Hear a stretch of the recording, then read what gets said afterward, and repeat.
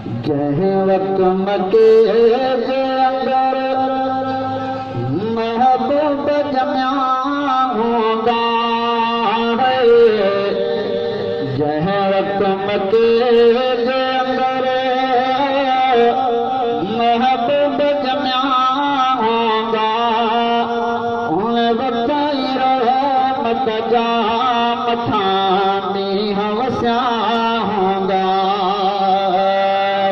उन वक़्त ई रहमत जा मथां मींहं वसिया हूंदा। जंहिं वक़्तु मके जे अंदर महबूब जमिया हूंदा है।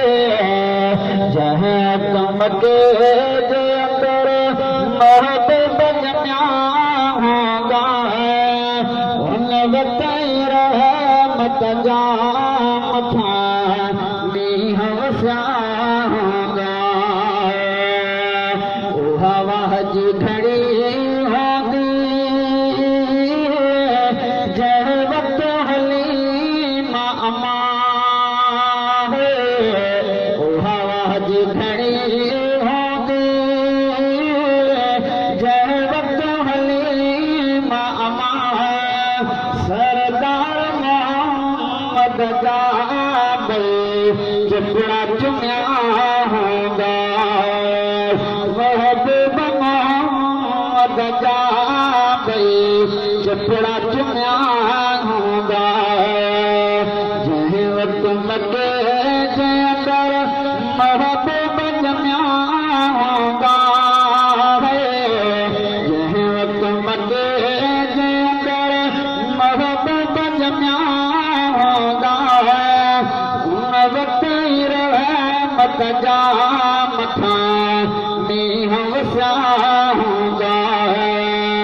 उन वक़्त ई रहमत जा मथां मींहं वसिया हूंदा।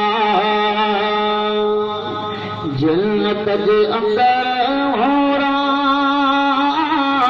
हिक ॿिए खे मुबारक ॾेई है।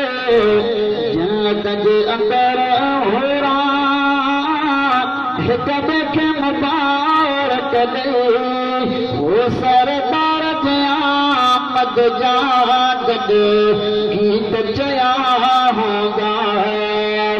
महबूब जे आमद जा गॾु गीत चया हूंदा है।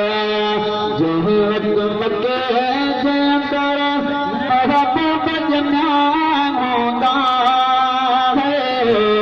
जंहिं वक़्तु मके जे अंदर महबूब जमिया हूंदा है उन वक़्त ई रहमत जा मथां मींहं वसिया हूंदा है।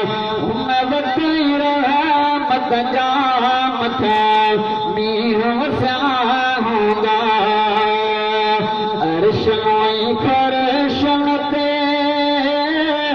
सभु जश्न मल्हाइनि पिया है। अर्शन ऐं फर्शन ते सभु जश्न मल्हाइनि पिया। हिक ॿिए सां मिठा मुर्गी मलाइक बि मिलिया हूंदा। हिक ॿिए सां मिठा मुर्गी मलाइक बि मिलिया हूंदा।